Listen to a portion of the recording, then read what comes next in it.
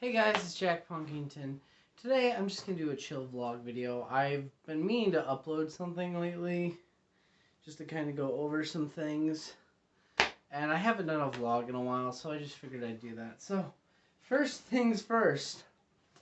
In my last video where I did my pedal board, I talked about this pedal. This is the Joyo Tremolo pedal. I do not like this pedal. It could just be this exact one. But it sucks. I cannot use my power source at all to power the pedal. I have to use a battery, so I gotta get a battery. And then we'll really check it out.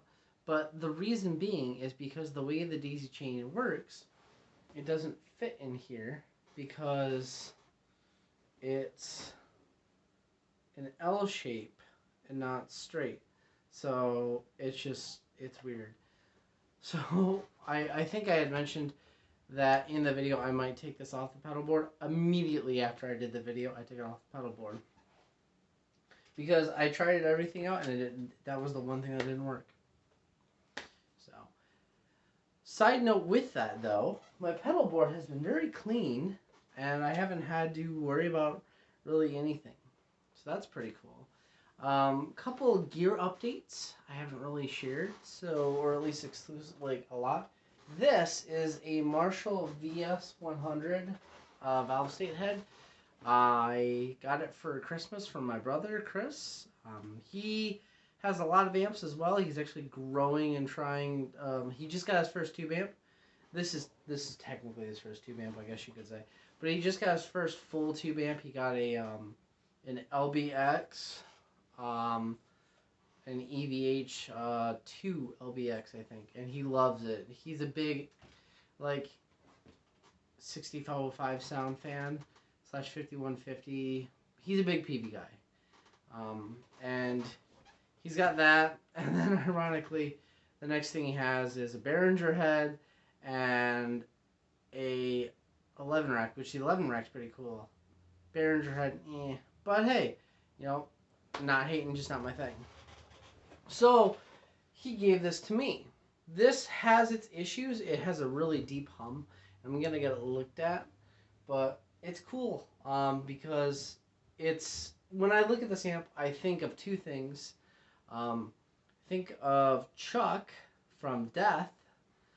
This was his, like... This is the amp he used. The same model, I'm pretty sure. I could be a little off there. It could be like a different version. And... So that, and then when I was a kid and I was doing like my first band, before I had a half stack, I had a giant 212 combo and it didn't last for super long. I think I don't know what I did with it. I can't remember, but it was a 212 of this amp and it sounded great. I loved it. It was super heavy in more ways than one. But yeah, so that's pretty cool. I'm excited to get that tested out. I have a PV Butcher again. I think I mentioned that in my last video, but this is my favorite amp of all time right now, and it probably will be for a while. I had one over the summer last year, and unfortunately I had to get rid of it. I will not get rid of this. I will literally cut my hands off before I do that. I'll sell every other piece of gear I have before I sell this thing. I am in love with this amp. It is the perfect tone monster for the type of music I play. Because if I need more gain, I can use an overdrive and get to that metally sound. If I need to clean it up, I can do that. And it's just perfect. It's so weird. Because growing up, when I was learning guitar, and I honestly, I would say until I found and really tried orange amplifiers, I hated one-channel amps. I thought they were ridiculous. I thought they had no point in music because how are you supposed to do two different sounds? Honestly, this is going to sound really stupid. Rob Chapman's the one who showed me the way. There's a video where this is an old video at this point, he's doing a comparison between the Mesa Mini Rectifier and the Dark Terror. And he's using an ML1 first launch. And he's like, yeah, it has all the gain I need. And if I want clean, I just roll back on the volume, split the coils. Boom, I have a clean tone. which with my Schecter I can do. So, and yeah, so I've learned the error of my ways. And yeah, I'd like to compare it and buy an actual GCM 800 and do a comparison. I'd also like to see about possibly modding this, but right now it's fine. Next little item of business, I got this back. So I don't know if I've ever really showed this. This is a 1960s or 70s Electra bass. And these are like stupid cool. It's a 4-string. And I'm not a bass player. I can do like some basic like I can hold down a basic riff. But I do not consider myself a bass player at all. It needs new strings. I actually inherited this from my great-grandma on my dad's side.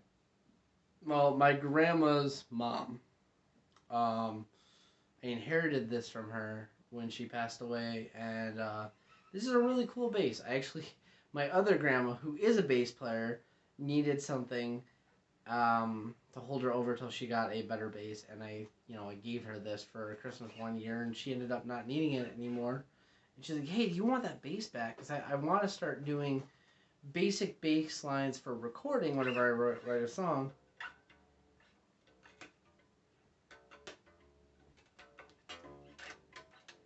Like, I have a song that I wrote forever ago. It's a great bluesy riff, and I wanted to put a bass riff in it,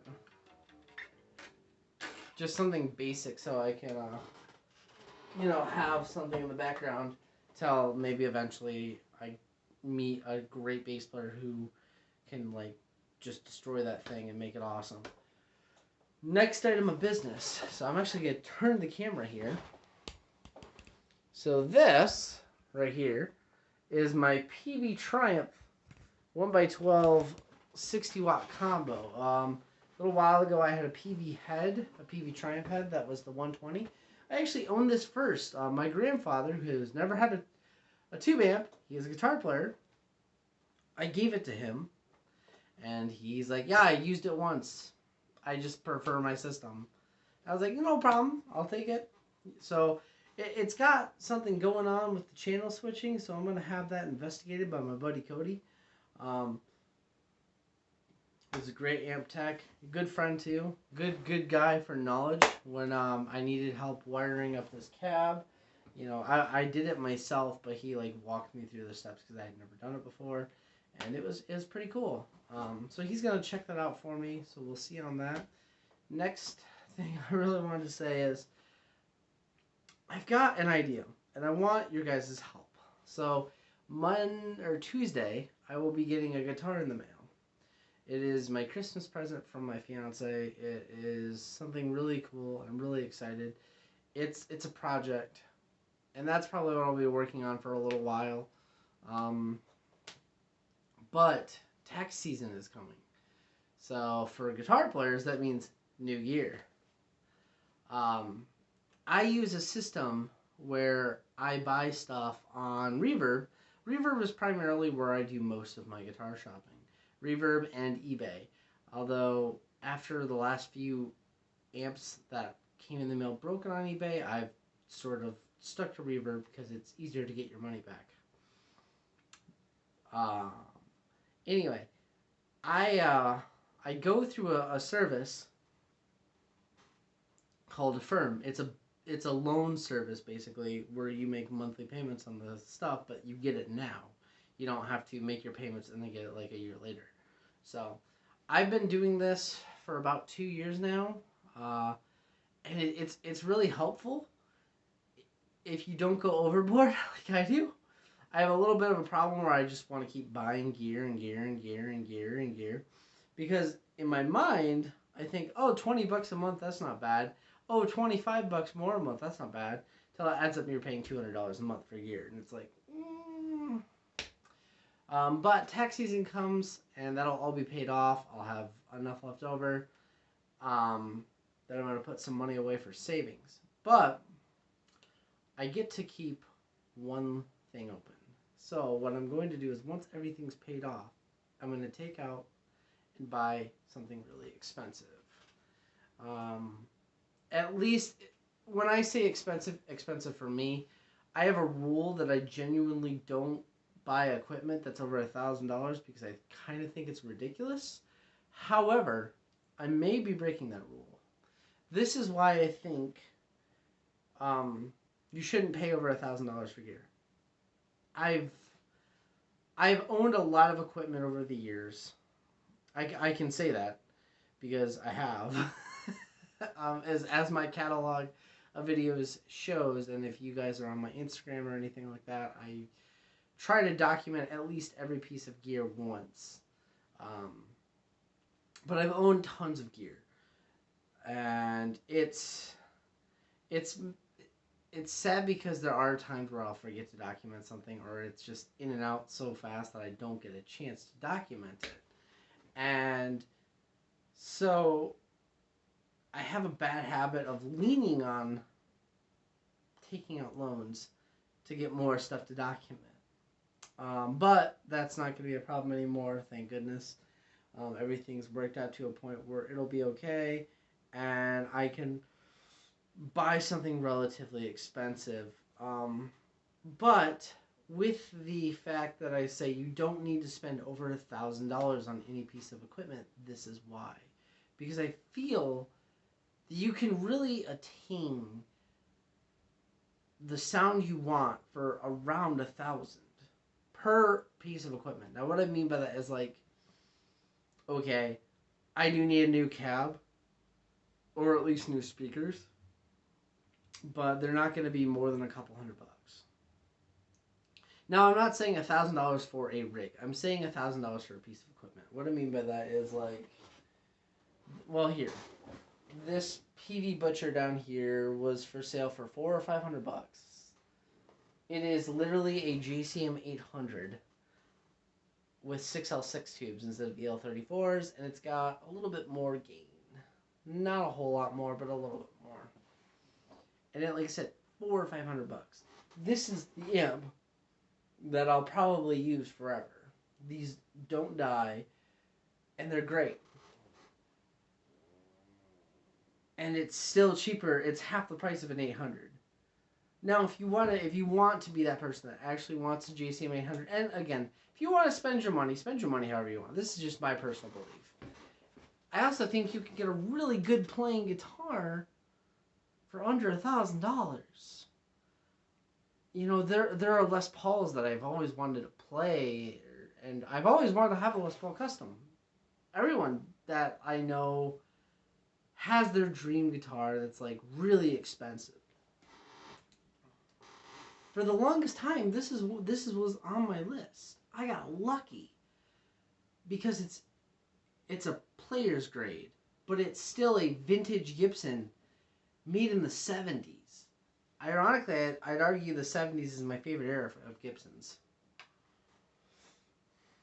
I'd like to get a 70s Les Paul. I found a Les Paul custom from the 70s that has no finish on it. It got all just removed from someone trying to do a restoration, and it did not work out for about $2,000, I think, or $2,500. And I thought about it, but you could buy a 70s Les Paul standard for probably $1,800.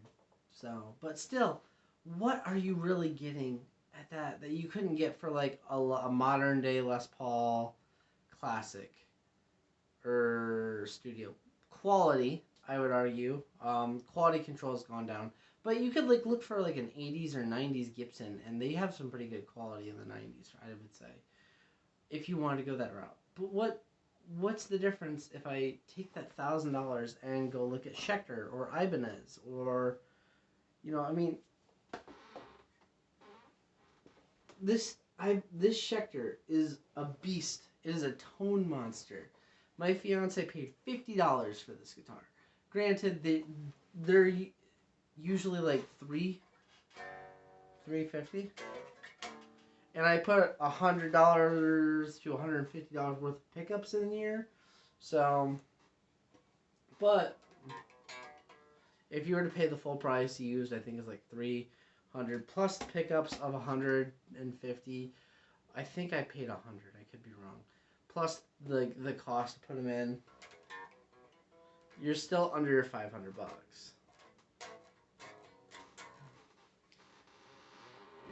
So what I'm trying to get at is, I've never really seen a point of spending over $1,000 on a piece of equipment, and I've thought about, well, we could do this. We could buy something worth over $1,000, and I'm gonna say my cap is 15. Really, I don't want to go above that, because there's one guitar I've always wanted, and that's a Gibson Flying V, which you can get Flying Vs for about 1,000 to, I've seen them as low as $850 to as high as like, I mean, it can just go up and up depending on what type, but you know, the standard like worn Flying V, excuse me, I think is like 1,000 to 1,100 used, and that's an idea. An actual JCM 800, that's an idea to do a comparison. But then there's also stuff like, I would love to get another orange amp, and I can't think of a better orange amp that I would like than a Dark Terror. But at the same time, I have a DSL 15. Yes, it does not have the same amount of gain as the Dark Terror, and it has a slightly different sound. It's also 2 channels versus 1, but it's still a really awesome amp. So, what is your guys' ideas? Or spend it on a better camera. That was my other idea, because I use my cell phone. I'm trying new things with lightings. I actually have a light bulb in my lamp now that faces me that changes color. So right now it's at a yellow. I might try orange next. So I don't know. We'll see. But yeah, I'd like your guys' thoughts on maybe what I should try. Pieces of equipment that I've never really had. I am gonna stay away from. I am gonna stay away from a certain few companies. I don't really want certain things. Like, I don't want a Strat. I have in my opinion, there will never be a better Stratocaster than the one I have on my rack. You know, unless it's literally hand carved for me to my hand profile. I wouldn't mind a nice Telecaster. What I would love to do, one idea, is if I did go a Strat route, a signature model for the Tom Morello. I've talked a lot about how Rage Against the Machine and Tom Morello were actually huge influences on me and Audio Slave. That's why I built my Telecaster the way I did, is to be like an inspired by piece. That's also why I have a Explorer that I've debated on putting a Kahler in, even though it's routed for something. I don't know what this was routed for. But I won't. I'm going to keep it the way it is. That's the other thing. I could get this fixed up. Sweetwater, I sent them an email asking them how much it would cost to patch that. They said about $1,000. I don't know. These are all banana ideas that are far, far ahead, at least a couple months. But I did want to kind of go over a few things of stuff I've gotten, stuff that's coming, and ideas for the future. And I would love to hear everyone's ideas of why it's worth paying over $1,000 for a piece of equipment. I've kind of built up from, like, in my inner guitar circle as the budget gear guy. A lot of my friends run 6505s, they run 800s. One of my buddies, Cody, he's the guy that actually introduced me to the Butcher. He has a VTM. He has I think he's got a Marshall Super Lead.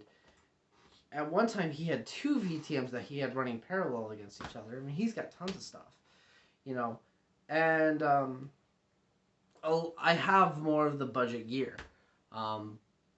now I've gotten more into like I would consider a mid-range budget rather than just solid state stuff. However, this is something that I'm gonna get hate for.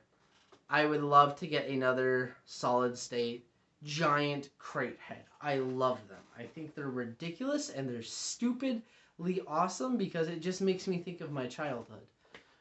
Makes me think of my playing. And that is gonna lead into my last thing. I have a bad habit of buying gear I've owned before. In more ways than one. I have a bad habit of buying my old stuff back. For example, the butcher. Although this is a caveat I will say is I didn't want to get rid of the butcher. That was a situation that needed money fast. My Explorer I got back from the person I sold it to. I traded them a Les Paul for it, so pretty decent Les Paul. Yeah, and I'm trying to get away from that because there's always an inkling in me to buy my first combo amp, to buy my first half stack that I had back. You know, because they're not rare pieces of equipment. I mean, my first combo amp was a little crate VTX, and it was a 1x10 speaker, and it probably sounded a lot better in my memory than it did in real life because I've seen them for sale and I've debated on it. You know, I've had 3 Fender Stage 100s, and those are tone monsters. I will always say that. And I've always, a long time ago, well, not that long ago, actually, 2 years ago now, which is crazy to think, I had my Gibson Les Paul, and I always had a dream that I'd buy it back. I actually tried to contact the the buyer multiple times, and he loves it, which I'm very happy about. And you know, I'm not going to get it back. I've got something along the lines coming with that as well that has been in the works since about November. So we'll see. I'm hoping to have back in the end of this month, which is January or early February.